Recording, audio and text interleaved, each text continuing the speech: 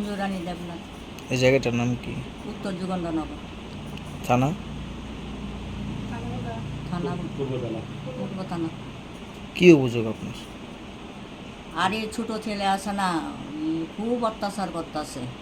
আমি ওই দিকে থাকতাম, হের বাবু থাকতো, একসঙ্গে থাকতাম।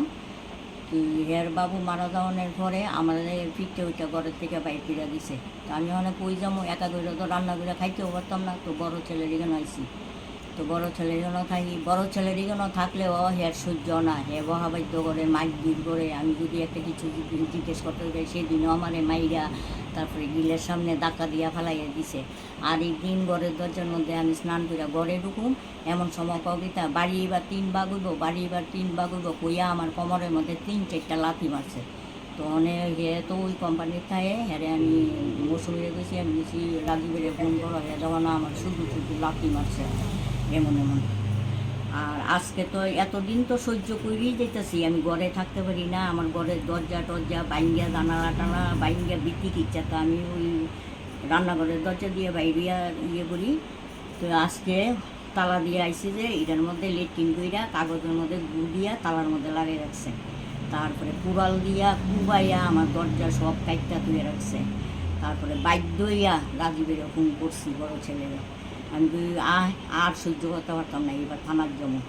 এরপরে থানার গেলাম, থানার তারা আইলো, আয়া সেটা আমারে জিজ্ঞেস করে ছেলে কই। আমি কই ছেলে তো হেদিকে, ওখানে কও কী করতাম, ওখানে কও কী করতাম। আমি কই কীটা করুম, আপনারা তো আইনের লোক, অনেকের একটা ব্যবস্থা করেন। আইন আমরা হাতে আইন নিছি না, রাজীবেরও বলছি হাতে আইন নিস না, আইনের সাহায্য নে।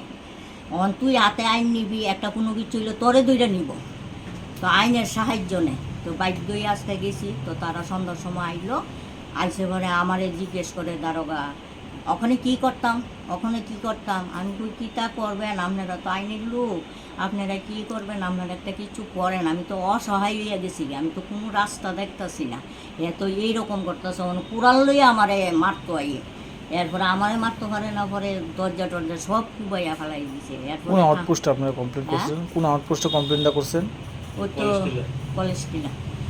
এরপরে দিয়া ওখানে কি করতাম কও, ওখানে কি করতাম। আমি কই দইরা লইয়া যান গা, আমার আর ওখানে মায়া দয়া নাই শরীর, হেরে দইরা লইয়া যান গা। এরপরে গেল হের বড় গিয়া তো হে বাইকে গেল গা।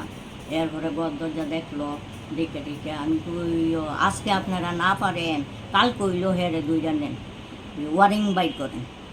এরপরে গেছে গা। আমি কই আপনারা গীতা কাজ শেষ, কোনো শব্দ করতে পারছে না।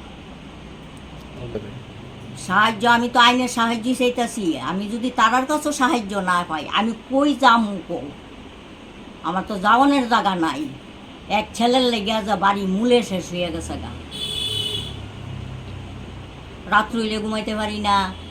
ওই তো একদিন যদি ভালো থাকে ঘরে গিয়া ঘুমাই, ওই ঘরের দরজাটা লাইটটা, এরপরে ফ্যাসা পুরা ঘরের নিচে দিয়ে ডাইলে আসবো। তো আমার নাই শরীর ভালো, আমার চেহারা দেওয়া না, আমার চেহারা এমন আছিল।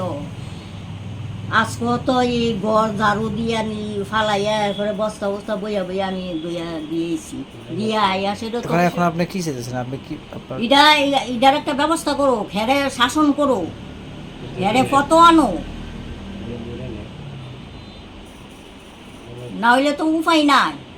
আরো তো হে আগে সুর দিছে গীতা আমি আরো বাড়ির মধ্যে 4টা মার্ডার করুম, সবচেয়ে আগে গুলো আমারে করবো। তইলে কথার ভাবে বুঝা গেছে বাপেরে মার্ডার করছে।